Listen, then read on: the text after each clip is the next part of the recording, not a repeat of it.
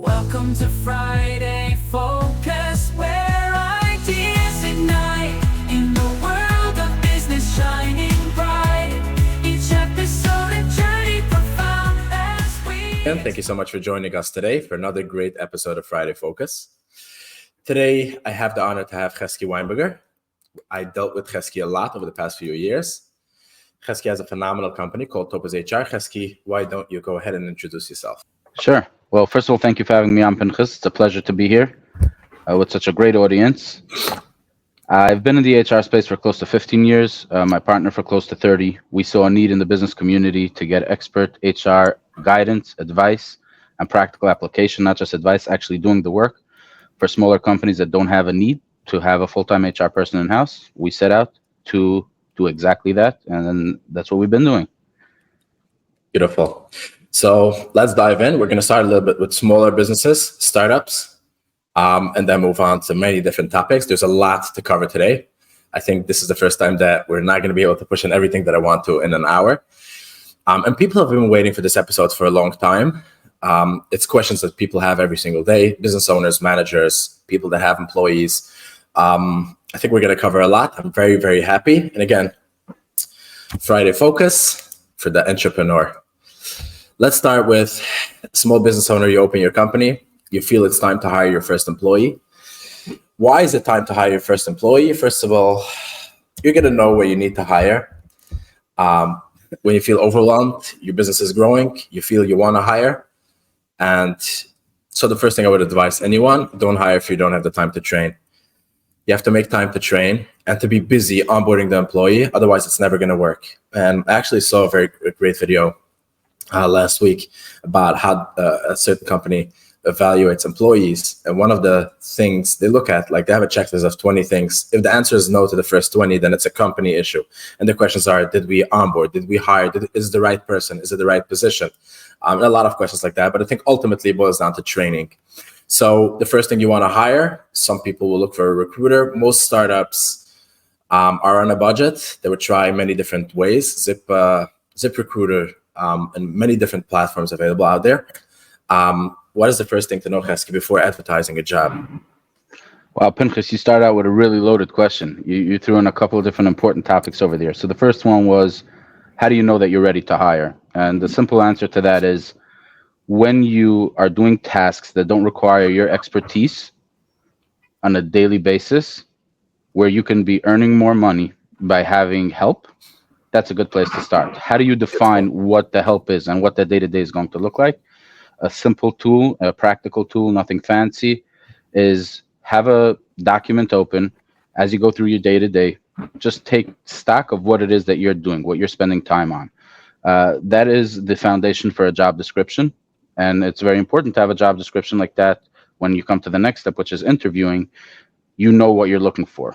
I would like to stress the age-old wisdom: you hire for attitude and you train for skill. So when you're interviewing, focus on the person, the personality, especially if you're a startup, the diamond in the rough, because this person is going to go through a lot growing with you. So make sure that you have that right personality fit and the technical skill, be comfortable training. And like you said, spend the time to onboard them. The next thing I would recommend is, in terms of finding the person, you're absolutely right. Recruiters, there's a time and a place for them, and they're great. They do wonderful work. The best candidates will come from word of mouth. That's even before ZipRecruiter or any social platform. Just talk to the people that you know, that you deal with, and let them know that you're looking to hire. Build out your pipeline like that. And that's not necessarily when you're ready to hire, even before. Just get to know people, networking. It's the same I think foundation for business. The last 5 hires at Friday, 4 of them just reached out to us. They like their company. They like their brand. They like, I want to work with you guys. And that's right. And if you don't have a position at that moment, that's perfectly fine. Just let them know, hey, go through that interview, be transparent off the bat. We don't have an opening right now, but we'll definitely keep you in mind. And finally, you mentioned onboarding, which there's a lot to be spoken on that. Having an onboarding checklist is important.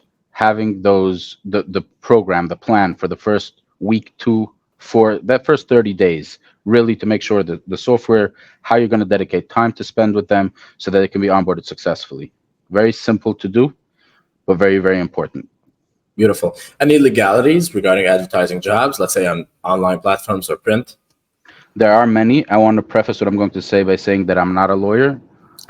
We are not lawyers. This is not legal advice. This is practical advice from an HR professional. If you're in doubt, check with legal. With that being said, the general principle is you can not post any specific characteristics of a person that would border on discrimination, personality, gender. I'm sorry, not personality, personal gender or gender expression, any of those terms, anything that isn't relevant to the person doing the functions of the job should not be posted in an ad. As well as there's a pay transparency law in New York where you're required to post the band, the salary band, what you're willing to pay for it. Those are some basics to be wary of. And then at the interview, that translates into the interview. Don't ask any personal questions, anything that isn't relevant to them performing the core functions of the job. It's not important and it's illegal. So focus on finding the right person to do the job. Nothing else that doesn't matter to that should be a part of the job ad or the conversation whilst interviewing. Beautiful. I like that. The next question when it comes to hiring, if a person is a right fit, but for some reason you don't like them, is there anything that you need to know? You're going to hear me say the word communication a lot today because I'm a big champion of communication. There's nothing wrong. If a person is not a good fit, just communicate it to them. Don't communicate anything negative about it. Just say, hey, it was a pleasure getting to know you. At this point in time, we're not going to be moving forward with the process. We wish you all the best. And that's that. As long as you let them know. Employers don't appreciate being ghosted. Don't ghost others. Beautiful. I like that. And clear communication is the key to anything, not just hiring. If you want to retain an employee, if you want to build a good culture, a good company, communication is going to be key. A lot of people don't know. Many different states have different rules when it comes to underage. So when you hire someone that's under 18 or under 19, make sure you check your state laws to make sure that you're allowed to hire them. And many states have, like, you can hire under 16, under 15, but it has restrictions, how many hours in a row they can work, how many days in a week. So make sure to check your state and federal laws before hiring someone underage. Background checks. A lot of people prefer to do background checks, especially in the professional industry, law firms, accounting firms, doctors. And for some industries, I believe it's required. Anything to know that business owners should know if they want to perform a background check? What is there to know for them? So it's a great question because background checks can become sticky very quickly. But before that, I want to go in the order of the process of when somebody's hiring. And I want to take a minute to talk about the actual interview process because you shouldn't be running a background check or reference checks before you interview the candidate and you 100%. Feel you might move forward. This is where people go. The first step is that's where people go wrong. And I'm going to tie the answer into your question by speaking about the interview process. When you reach out to a candidate the first time, let them know what the interview process is going to look like. The first step, ideally, is a phone screen. Should take about 10-15 minutes where you just see if it's a person you want to interview or not. If you choose to interview them, let them know, hey, you're going to meet first with, let's say, the hiring manager is going to be your first round of interview. Your second round of interview is going to be with the leadership team. There's going to be 3 rounds of interviews. Whatever it is, just lay it out for them. They should know what to expect and how soon after that interview they can expect the follow-up communication. Every conversation with a candidate should end with that, letting them know what to expect next. The interview itself is a very, very important step in the process. As a leader, you've done your homework by creating a job description, by defining the tasks that you want to delegate. There's a science to that as well. But the science to interviewing is to really make sure you get the person to speak as much as possible by asking open-ended questions. So tell me about a situation when X, or tell me more about X. That is the purpose of an interview, to really get to know the person. Take your time. Don't rush through it.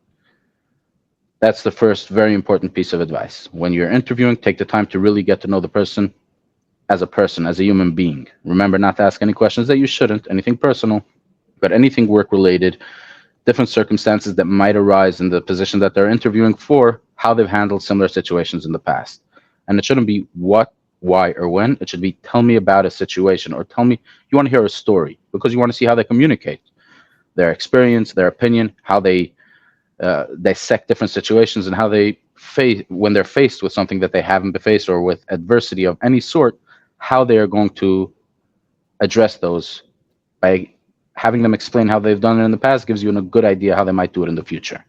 Sure. Now that you've interviewed the person and you're going to make an offer, so to answer your question directly, the first step is, in New York and in many states, you cannot run a background check unless there is an offer pending.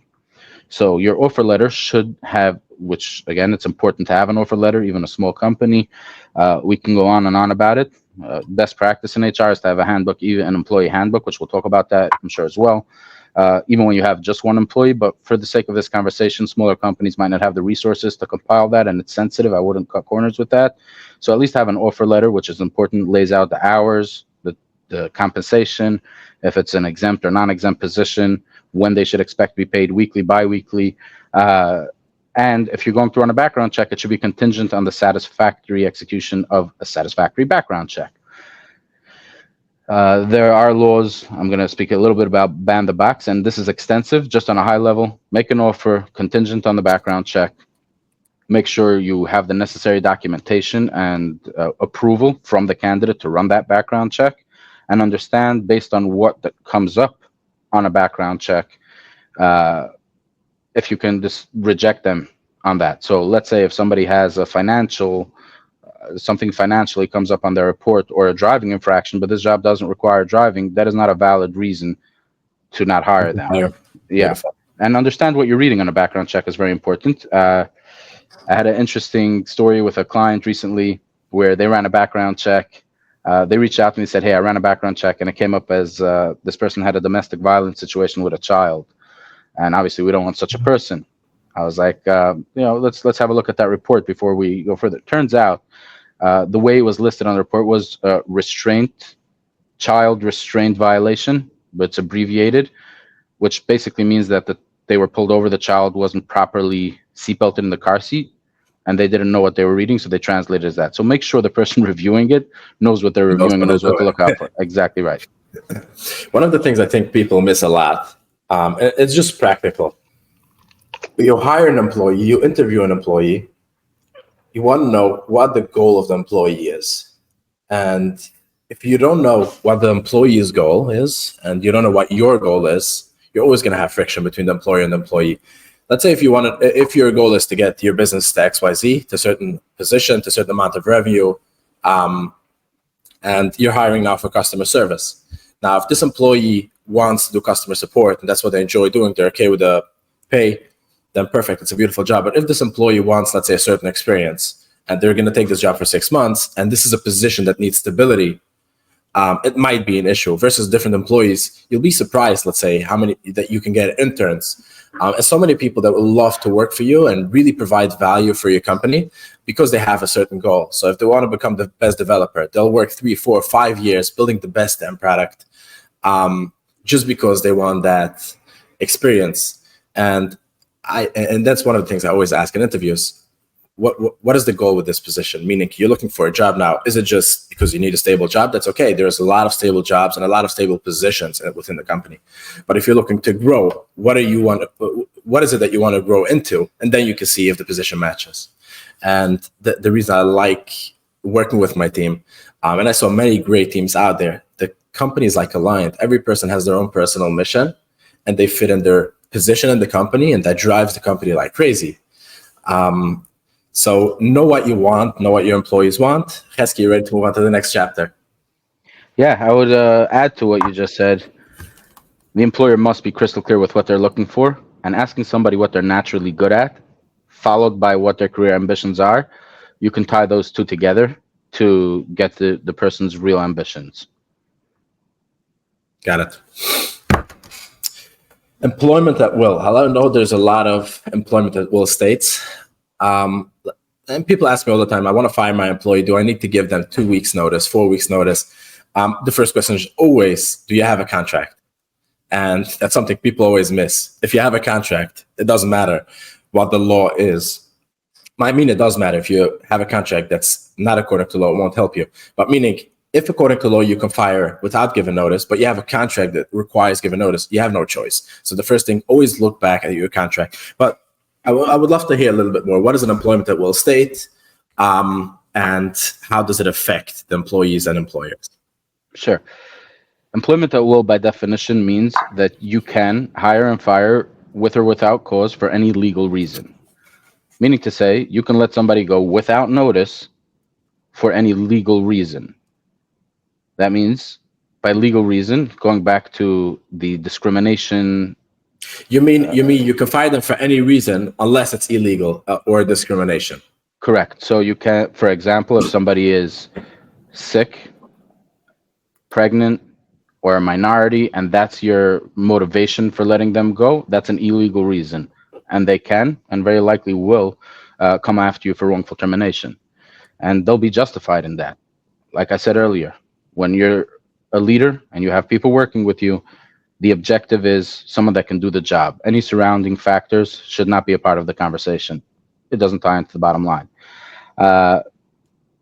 You mentioned the word contract. Contract is contradictory to employment at will, and people use the term interchangeably with offer letter and contract. So I want to spend a minute to speak about the difference. Sure. If it's an employee, then it's employment at will. Then there is no contract, because contractual obligations can often override that, and that's where it becomes contentious. So typically, when hiring an employee, a standard employee, we're not speaking about executives or healthcare professionals or anything like that. Just your average standard employee. You should have an offer letter, not a contract in place, because you're not contractually obligated to them, and neither are they contractually obligated to you.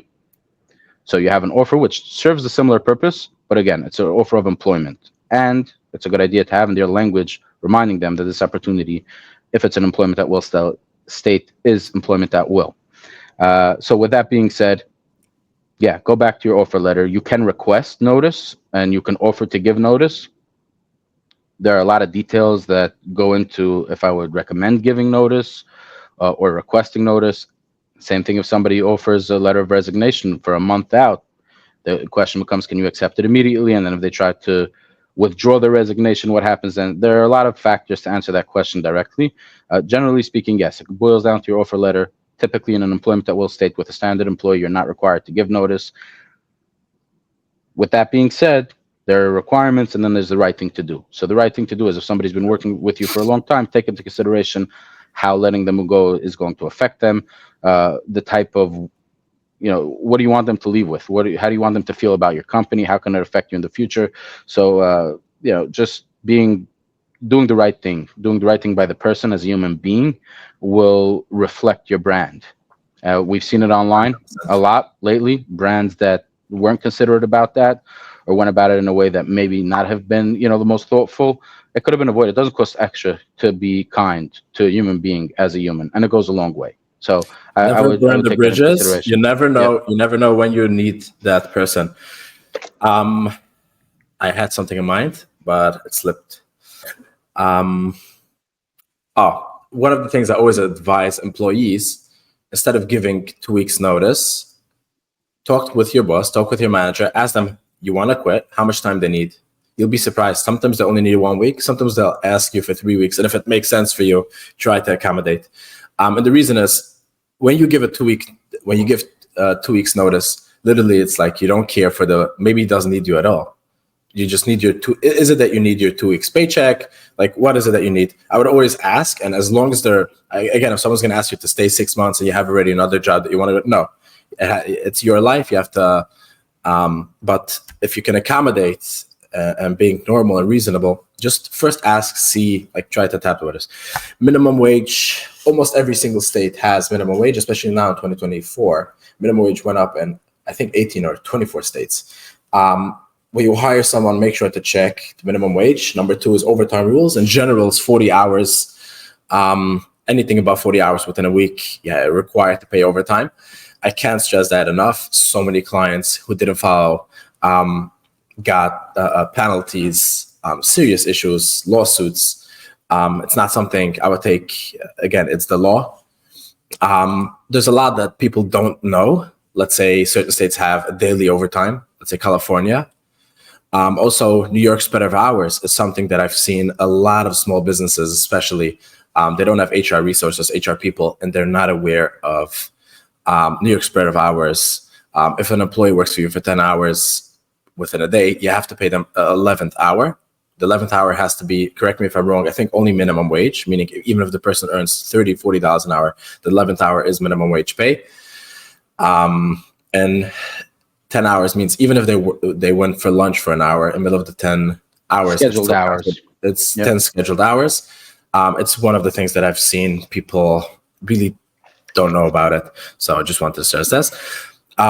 Salary or hourly, Chesky, how would you advise someone practically, like when to choose salary, when to choose hourly? What is the benefits, pros and cons? Let's dive in a bit. Sure. Before I go there, I want to expand on the spread of hours component, why in the past it wasn't an issue, people weren't aware of it, and why it's important to be aware of it now. So when the minimum wage was $8, $9, $10 and people were paying $12, $13, it wasn't an issue as much because the overage from the minimum wage to what they were actually getting paid could be applied to that 11th hour. Right now, where the minimum wage is pretty high and a lot of people are earning minimum wage, that's where this becomes an issue. It could be very costly. So yeah, I agree. So just to clarify, if a person earns, let's say if the minimum wage is $15 an hour, you pay them $30, which means within 10 hours in a day, they have $150 extra. You don't have to pay them additional 10th hour, 11th hour. Correct. Interesting. So you can apply the overage to that 11th hour. Yeah, that's a correction on what we said earlier. Right. I was thinking about it as you were saying it, but yeah, this is correct. That's actually very interesting that I didn't know. So let's dive into salary or hourly. Yeah. So the technical terminology for that would be exempt versus non-exempt, exempt from overtime pay or non-exempt. Typically, these are the two categories that an employee would fall into, with the exception of per diem or contract-based. That's a separate conversation. But for your standard employee, they would either be a non-exempt employee or an exempt employee. Non-exempt means they're not exempt from overtime pay. Exempt means they are exempt from overtime pay. There is something called the duties test, which defines if somebody is eligible to be exempt. Generally speaking, it's best practice for anybody that isn't in management or a specialty profession, they should be paid hourly or be non-exempt employees. They should get compensated fairly for all the time they put in. To keep the answer short, somebody that is a manager that has management responsibilities and is earning above the threshold in New York, which is hovering around $60K a year, they can be exempt. That is, again, if they pass the duties test. They have the title and the responsibilities of managing, and they manage more than they. How many people do they need to manage? I think it's at least 2, no?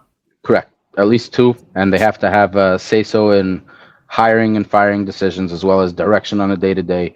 There are requirements that should be followed, and it's simply not worth messing with. Again, going back to the minimum wage, spread of hours, or daily overtime in California, all of the wage and hour violations fall into a category where if they are sued either through the Department of Labor, whichever agency it may be, or individually, a lot of wage and hour issues carry liquidated damages, which in simple terms means whatever they owe, it's double plus penalties, potentially. Again, we're not lawyers. We're not giving legal advice. We're just saying what we've seen happen, and it accumulates, and it goes back to, oftentimes around 6 years, the statute of limitations, and that could be a pretty penny. So simply, again, Topaz provides a service for startups to give them an HR audit. Just review everything they need to know based on their company to stay in compliant. There are your labor lawyer, anyone that is a qualified professional to give you that guidance. It's worth that small investment. Set yourself up right from the get-go, and you won't face all these issues. Same thing with exempt versus non-exempt. Really make sure that they're categorized correctly and they're getting compensated fairly for the effort they're putting into the organization. Got it. Regarding illegal employees, who is eligible to work in the United States? How do you know? What is the documentation that's required? Let's dive in a little bit. I know it's a loaded topic. It's very hard to put in everything, especially it's a conversational podcast or webinar, whatever you call it. But let's just, if you're a new business owner, you want to know, or even if you're in business a few years, you might not know everything. So who can work? Let's start with this. Who can legally work in the United States? In order to hire an employee, you need to be able to fill out, the employee and the employer has to certify the I-9 form. This form is from the Department of Homeland Security that every employer is required to have on record when requested from the authorities for each employee that they have. And for a period of time after the employee has left as well. The I-9 form, it's pretty easy to look up. There are 3 columns on the second page now. It used to be the third page. With the latest version, it's the second page. There are 3 columns of documentation that an employee has to be able to provide, either from column A or a combination from B and C, that authorize them to work in the United States. To answer the question, I would encourage everyone to simply look it up, just I-9 form. Get familiar with the document first. Get familiar with the document, information that's going to be required, and it's a sensitive document. It has to be filled out correctly. And the requirements are laid out very, very clearly. So there are questions about green cards, visas, overseas, all those questions come out once there's a fundamental understanding of what the I-9 form and what's required to go into that. So I would encourage whoever really wants the answer to that to look it up, do the research, understand it, and then if they have a specific question, reach out to their trusted advisor. Beautiful. So you need to have a social security, that's for sure. What about people that have TIN numbers? Can they legally work in the U.S.? So an ITIN number is a document that I shouldn't say employees, because to answer your question directly, no, it is not an acceptable document. It is a document if somebody is here for a short period of time from overseas and they need to open a bank account. It's something that is easier to get. No, it is not an acceptable document for employment purposes. Got it. If you have can someone with the TIN open their own business and work as a freelancer or contractor? That's a great question. I'm not sure the answer. I'd have to look that up and get back to you. I focus on the employee-employer component. That's my area of expertise, but it is a great question. Got it. Because people do ask me, I want to hire this painter, a contractor. They don't have a social. If it's something like, can I give a 1099 at the end of the year to someone with a TIN number? So I guess this is bordering on a bigger question, because you threw a couple of words that are contradictory, and it gets into an area that I think we should spend some time on. It's important information because these questions come up a lot. Hiring, by definition, can mean for a specific job for a specific period of time, and that's where a 1099 would be acceptable. But if it's for an ongoing period, and I'm skimming over this at a high level because it really is a deeper conversation. If you're hiring a painter to paint your house, right, for a specific amount of time, right, they're getting paid for the job. If they finish it on time and on budget, they stand to earn a profit. If not, they stand to earn a loss, or rather have a loss, as well as they're going to be providing the tools, everything. You're just simply giving them the opportunity. Generally speaking, that's where a 1099 would come into play. Everyone else, in almost every other circumstance, for an ongoing period of time, unless you're hiring an agency or something like that, they are classified, or should be classified as employees and get a W-2. Misclassification, if somebody pays as a 1099 when they shouldn't, it's considered misclassification. This is something that the Department of Labor is pretty serious about and cracking down on, especially people that have a high amount of 1099s. The IRS is interested in this as well, because oftentimes when it comes to pay taxes, it's just, again, the whole classification issue is something of great interest to the Department of Labor, and I strongly recommend people weigh each employee or each person that's providing services for them to make sure they fall into the right category so they can avoid potential issues. Got it. I sometimes see clients, and even when you sign up Friday, if you're a company with 20, 30 contractors and no W-2s, it will flag, and potentially this causes an audit. It has to use your common sense. Sometimes people I don't know the law, so you have to know the law. That's one thing, but also use your common sense. Like, understand how an auditor is a person. The way they look at it is as a person. You can explain them till tomorrow that you only have 50 contractors. Is it the reality? And that's what they're going to look at. Is it true? Is it the reality? And when it comes to audits, it's very hard to trick the system. And as always, try to know the laws the most possible. When you have questions, ask. Before you go to the next topic, I just want to expand on that. We work with many law firms, right? When people come to us, oftentimes they already have a situation that needs to be navigated. We'll refer to a law firm, and then we'll take care of the, moving forward or the corrective actions. He told me very smartly, said, in Albany, there's a building that houses the IRS, Department of Labor, and some other agencies as well. And they share a cafeteria. So when somebody has something of interest, very often it gets passed on to the next agency.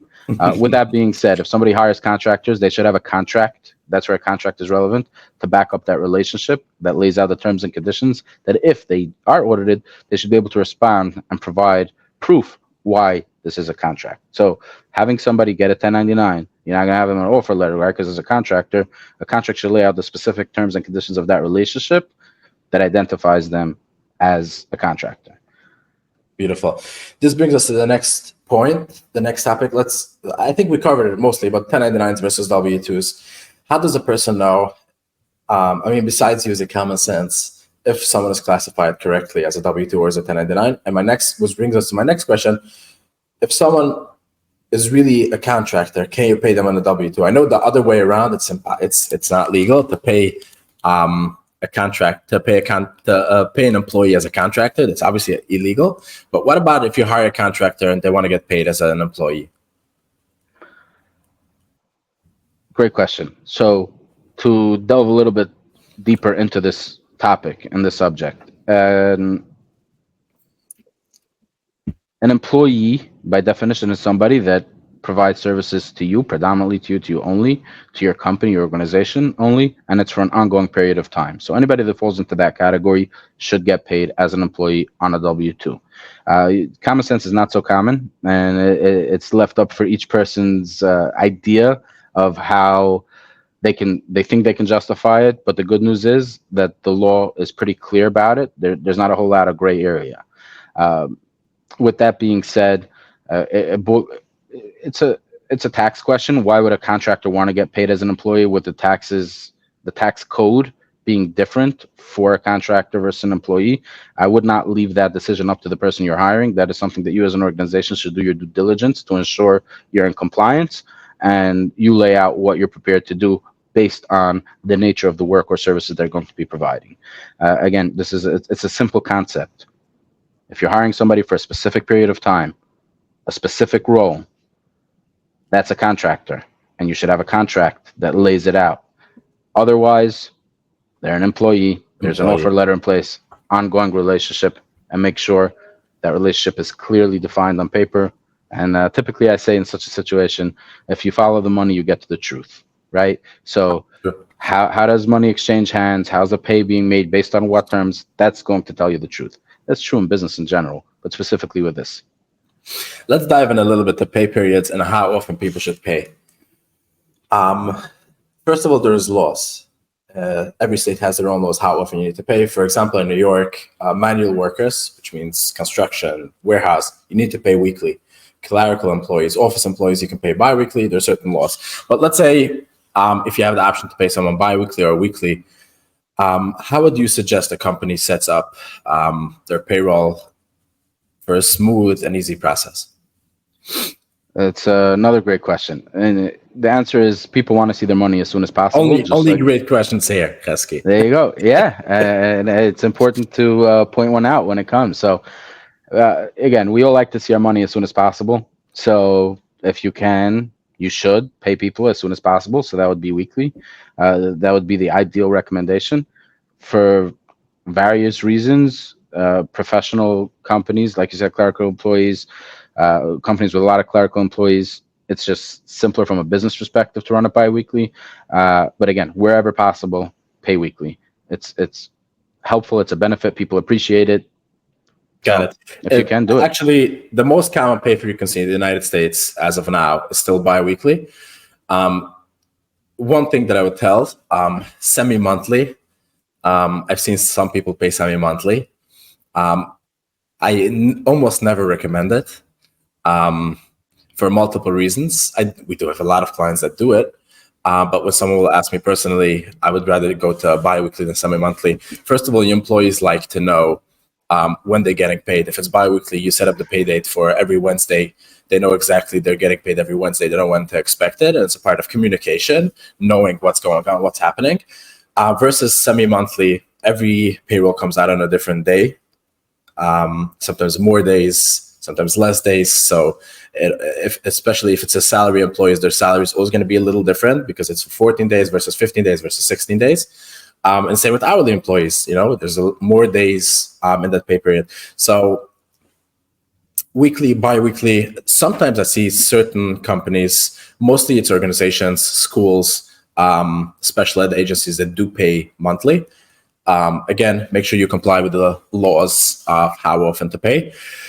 Another thing to take in consideration when you set up your pay schedule, pay periods, if your work week starts, let's say, from Monday till Sunday, make sure you have a little bit of time to process payroll. You don't want to process payroll Friday late in the day after everyone leaves. You want enough time to, first of all, correct timesheets to make sure timesheets are correct, and a little bit of headspace, a day or two.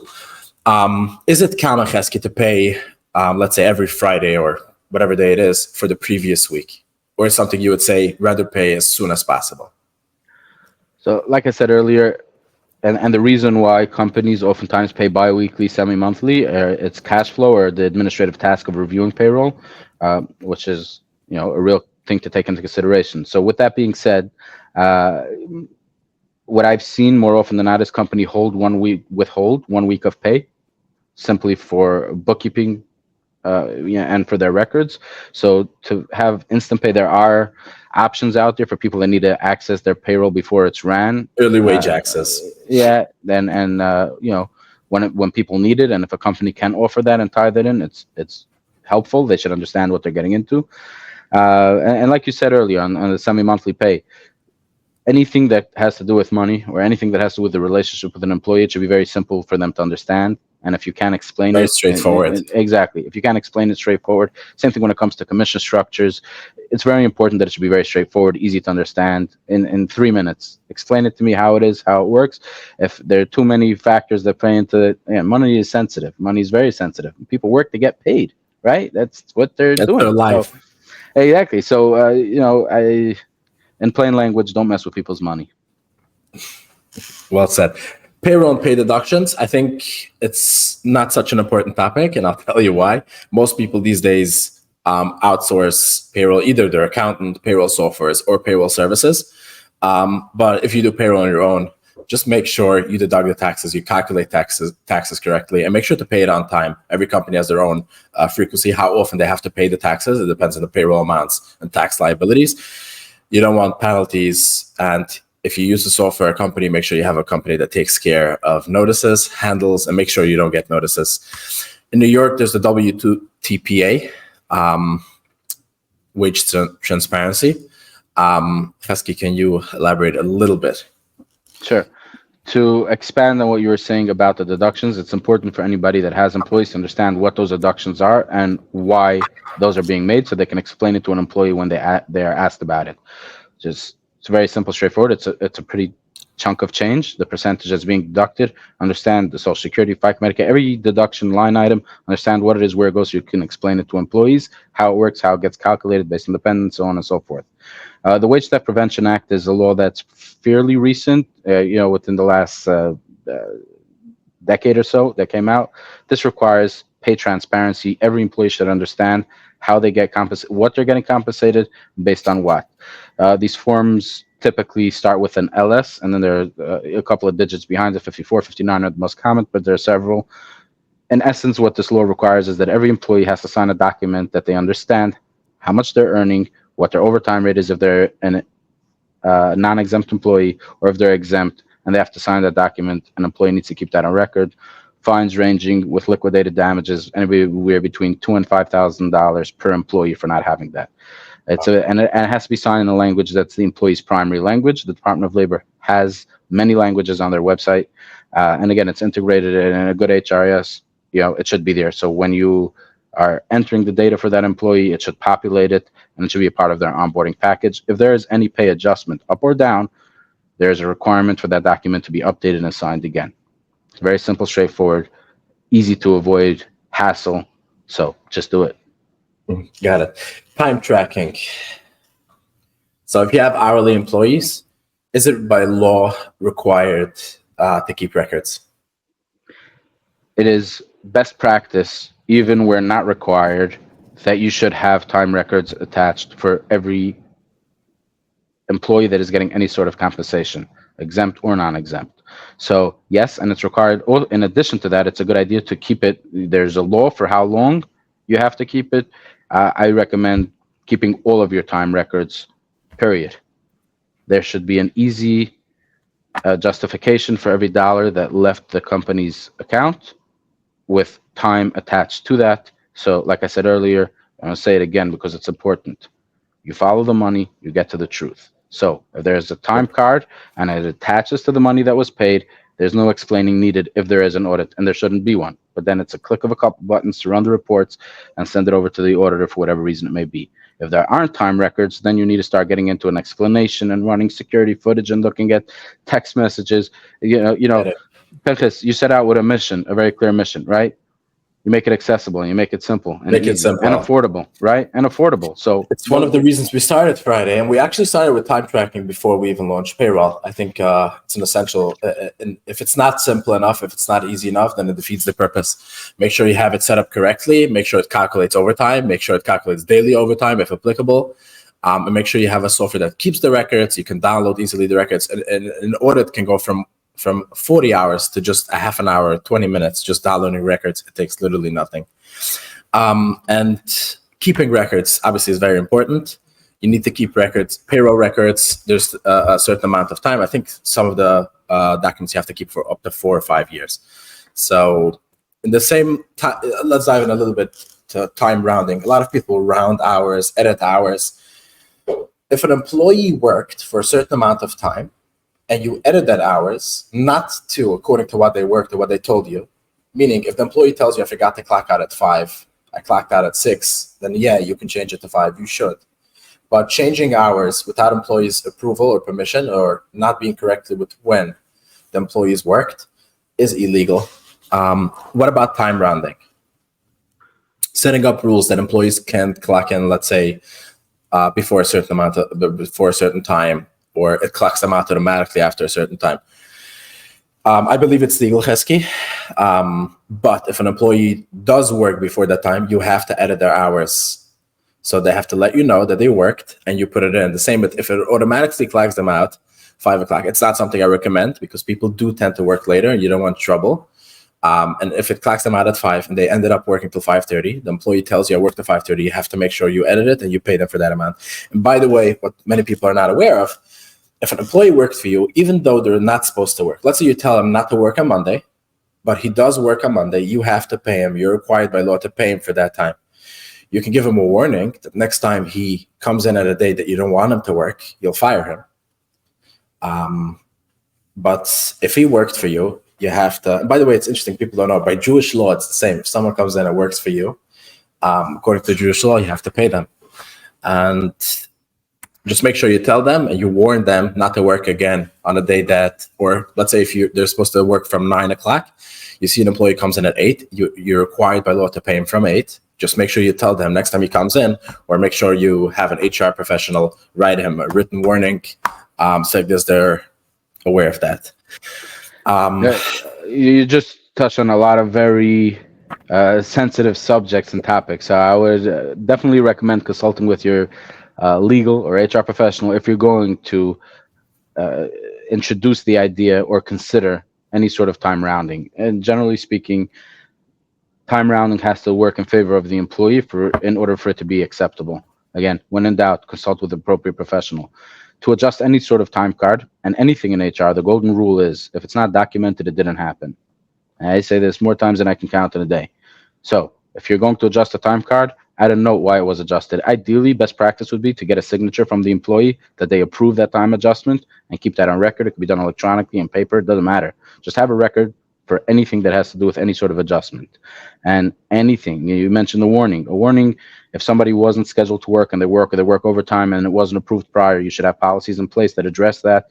In any case, if you're going to deliver a warning, the purpose of a warning is the conversation around it. Of course, the documentation is important, but as you said, communication, communicate again.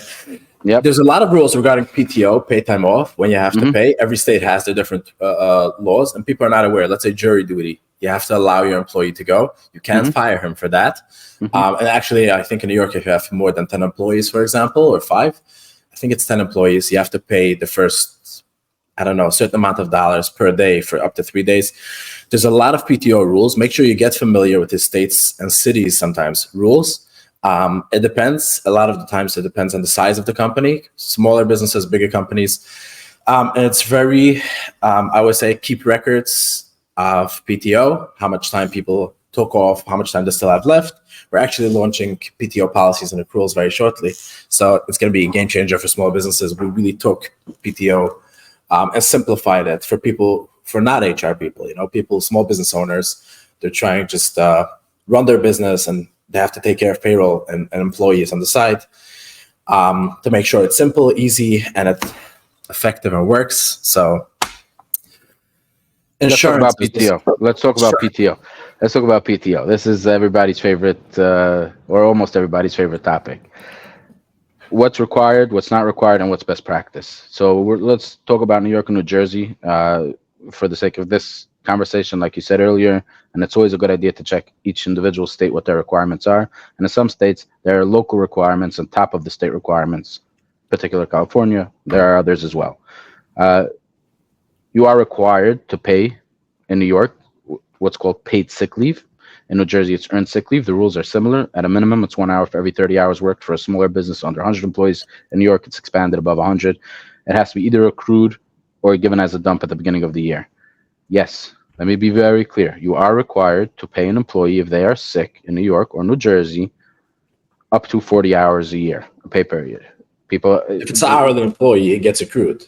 I think it's 1 hour for every 30 hours. Correct. Now, with that being said, even exempt employees, salaried employees, they should also, just for your time keeping, for your record keeping purposes, so you can see, how much you're taking off. The term PTO gets interchanged a lot.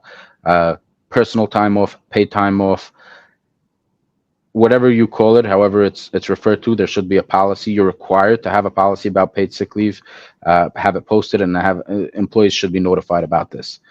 Don't skip over it. People often ask, are they required to pay for vacation or holidays? In most states, most of the time, no. The answer to that is no. People ask if they can use paid sick leave or earn sick leave towards those holidays. No. Right. So you can't dictate. You can do more than what the law requires. You can't do less. And that's the short answer. And that's a generalization. It's very simple. If your business is closed for a specific reason, if it's a holiday or something, you can't tell your employees, if you want to get paid for this day, you have to use up sick days. It doesn't work. Sick days gets used when you're sick. If you don't want to pay them when you're closed, that's okay. But you still have to pay them. If you pay them for holidays or for other days that the business is closed, you still have to pay them sick day. Right. There are additional. I know you want to get to insurances, Pincus, but I feel like it's important to expand on this. Just another quick minute, because small businesses especially, often have questions about it. And you mentioned earlier employee count. So paid sick leave, there's a dollar amount that a business has to be generating in New York in order to be required to pay. If they're not generating that, they aren't, but they still have to give that time off. In addition to that, depending on the employee count, there are other there's the ADA requirement that kicks in at 15. There's paid family leave, FMLA, any sort of leave of absence, and it ties into insurances as well. It is important for someone to be familiar before they make a move or a decision. If an employee needs accommodation, when they have to accommodate, to speak to a professional and make sure that they're doing it the right way and documenting everything that they do. I cannot tell you how much money was spent by employers for simple mistakes that could have been avoided, not going through the interactive process when an employee requires an accommodation, whether it's a disability, pregnancy. There are new requirements surrounding pregnancies for smaller employees, 50 or above. All these different. It really has to do with a threshold. Again, insurances. Going back to insurances, the ACA requirement. All protected leaves of absences and insurances oftentimes ties into an employee count. Before you make a move as an employer, make sure you're familiar with what applies to you, your business size based on your revenue. Insurances. There you go. Workers' comp, disability, PFL. Then there's so many different types of insurances. So if you have employees, especially in New York, New Jersey, most states, besides, I think there's 2 states that actually provide workers' comp, or one. Is it Washington? Chesky? I don't remember off the top of my head. You're required to have workers' comp if you hire an employee, and penalties are crazy. And I've seen that a lot of times. In New York, if you're the legal owner of the company, you're the only one on payroll. Up to 2 officers can be exempt, but I believe in New Jersey, even if you're owner, you need workers' comp. I'm not an insurance broker. Don't catch me on that. I can just tell you from what I hear and what I see. Not having workers' comp, 2 things. Number one, if something happens, you're liable. It's going to cost you a lot of money. But even if nothing happens, penalties are crazy. I think it's $1,000 per 10 days. Try doing the math for that for 6 months. We're talking about a lot of money. You want to be protected. You want to make sure in case something happens, your employees are protected, you are protected. Make sure before you start payroll, you know exactly which insurances you need, which policies are required, and make sure to set it up. Use a reliable, responsible insurance broker. People always ask, do you have a recommendation for a cheap insurance broker? Cheap in which way? Because a policy is a policy. So yeah, sometimes they can get a couple of dollars cheaper, but if they're not on top to make sure you're insured, it defeats the purpose. Yeah, by law you have workers' comp, but does it really cover in case there's something happens? And I like this, one of the great insurance brokers I dealt with. He said, if you need insurance, go to someone else. If you want to be protected, you know where to go. And if you have an insurance policy, you pay the money anyway. Make sure you use a broker that will protect you and not cut corners. Make sure someone's there for you when there's an audit. Someone helps you. Your policy doesn't lapse and guides you. I've seen a lot of there's online, still very skeptical, there's online insurance brokers, online insurance companies. Make sure you know what you're doing. Make sure you put in the correct information. Don't try to play games. This is one of the things that people regret. One of the main things people regret in business is insurance after a claim or not having the proper coverage after something happens. Anything to add, Chesky? You said it very well. I'm going to echo what you said because you hit the nail on the head. Have a competent broker that isn't just selling you a policy, that's a partner. Somebody that sits down with you periodically, reviews your business, what it does, and make sure that you're protected. They're what's required and then what you want to have. Just because somebody has a license to sell insurance does not make them a competent broker. And just because they're your brother's, brother-in-law's, family, something, again, does not mean that they're the best fit for your business. And if something goes wrong and they don't know what they're selling you and they don't know your business well enough to ensure you're protected properly, you might have a very tough time recovering any losses. And in many instances, be held personally liable. You mentioned workers' comp. If somebody fails to have workers' comp properly and something goes wrong, that person can be held personally liable for gross negligence. Again, speak to a legal professional. I believe you can end up in prison. Is that correct? Again, I don't want to say what with 100% certainty, but my understanding is that yes, in some instances, if somebody dies on the job site, gross negligence, a person, like I said, they can be held personally liable. To what degree? Again, with labor violations, the same thing. A person can be held personally liable if they neglect to comply with an audit, and again, it goes after their personal assets. I am not 100% familiar with the requirements, how somebody can end up serving time, but yes, there is that possibility. So having a competent broker that is a partner, I'm not sure who you were referring to that says, if you want to be protected, speak with me. It sounds like that person gets it. Right? And they understand. So make sure somebody that gets the nature of your business, cybersecurity. There's so many things that are out of the periphery of HR that are important to have that conversation with your broker. One of the policies I see the smart brokers are pushing is EPLI policy. Chesky, you're familiar with that? Very familiar with that. And I think some of those brokers that are pushing it can thank the HR professionals that are telling their clients about it to go to their broker. You don't sell insurance. We don't sell insurance either. But from an HR perspective, we encourage very strongly EPLI, which is Employers Professional Liability Insurance. Depending on the nature of the business, they'll have many insurances. This one simply protects them. A little bit, because I know this, especially for people that have a lot of employees, is important.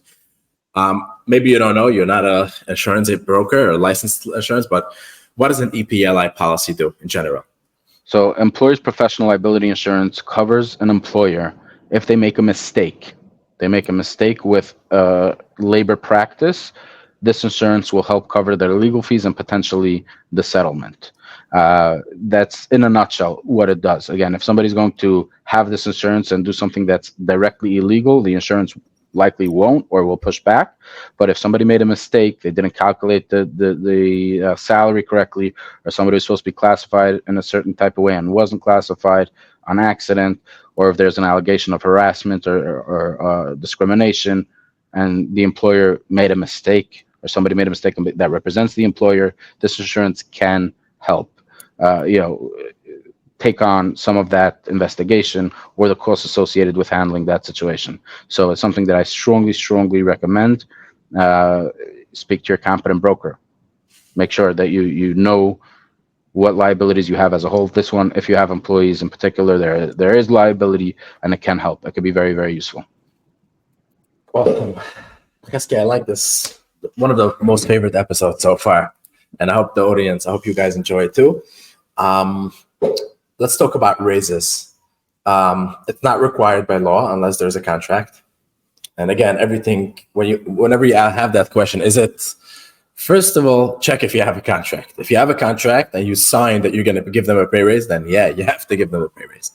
But how do you recommend people raising employees? Is there a certain amount of time, whatever the business owner feels like? Is it when the employee requests? Give me a little bit of your insights. I know you have a lot of experience with this. Yeah, so performance evaluations. Like I said earlier, I'm going to say it again. People are there to work, of course, to drive the vision forward, but they're there to earn money. That's the primary driving factor. So it's never a good idea to have it set up in a way where an employee has to come and ask for a raise. They should understand the expectation from the get-go. How often is that conversation going to be okay? Oftentimes it's at the hiring date, 90 days later, annually at the very least, there should be a conversation surrounding compensation. With that being said, that is not an opportunity for an employer to start telling the employee all their shortcomings. A person, smaller companies, their direct the owner, bigger companies, the direct managers or supervisors should be having frequent conversation with their employees about their performance. If it's not right, a PIP is in order, performance improvement plan, help them, guide them, coach them. You mentioned earlier, someone has 20 questions that they ask themselves where they'll take responsibility if an employee isn't working out. That's a great idea, and it's a great practice. Like, reflect, and have that conversation, that communication. Let them know, hey, this is a business.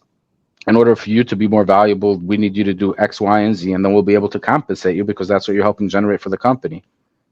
It's really that simple. I get a lot of employees, sometimes, like, people will call me, how can I get a raise? How should I ask for a raise? And I always tell, don't ask a raise. One of the things I advise people is don't ask a raise for today. Walk in, tell your boss, I want to talk to you. I earn now XYZ. I want to earn more. Which parts of the business can I take on me over the next 4 months to get where I want to go? And surprisingly, most employers will agree if they have enough money and if there's room for potential. Why? People are not interested in general to pay you for a job that you've already done for cheap. You do the same work for $20 an hour. Why should I give you now $25 an hour? Versus, I see the employees who constantly grow, employees who constantly earn more, are people who just over time take over more and more responsibilities. And obviously, they let go of the responsibilities that can be given over to beginners and people who don't need their expertise. And that's how you move up, especially in the corporate world, taking on bigger and bigger responsibilities, leaving smaller responsibilities to other people, getting paid more. Non-competes, non-disclosures. I mean, non-disclosures is very standard. A lot of companies have it. There's certain private information you don't want them to give out. Let's talk about non-competes. It's a question we get asked very, very often between employers, employees. Give me a little insights. Sure. So what I can tell you is that right now there's sweeping legislation being introduced in New York in particular, across the board, to either ban them or limit them significantly. This is not something I would download off the internet, just like I would in an employee handbook or any sort of document that you're going to have with the employee. So speak to a legal professional if you want to do it. I would encourage people to take a long, hard look at themselves if they would sign that sort of document, if they were in that position, and take into consideration of the person on the other end. Oftentimes, there's nothing proprietary happening.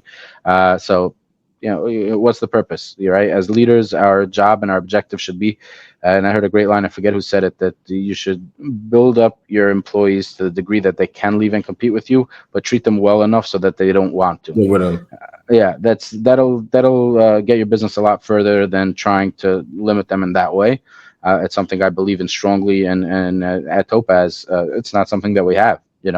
We'll do our best to treat them well. They shouldn't want to, but if they believe it's in their best interest to do something that'll help themselves further, by all means. That's, our work here is done at that point.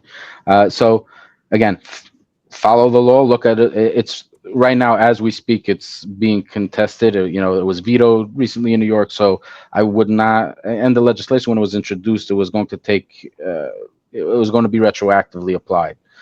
So speak with a competent legal professional if you're going to draft such a document, so it's tailored in a way that might be able to be enforced, is the best that I can say to that. Awesome. Chesky, thank you so much for joining us today. And I think it was a solid episode. A lot of information. Have a lot of thoughts to think about. I know it was a solid episode, and I'll leave you and everyone with these words. I'm sure you gathered a lot of information. I see how the chat's been going off. I can't follow it. I'm sure Pincus, you'll address each one of the questions on an individual basis. But I will say this, that the important thing is to be kind to employees, to employers, just in general. Be fair and be transparent. Communicate. And then when it comes to the technical compliance component, it's really, the information is easily accessible in terms of the training that's required, the onboarding documentation, the practical components. There are companies like ours that exist for exactly this reason, to help make it simple and practical for employees. So take advantage of the resources around you. Ask the question. People will be happy to answer and help.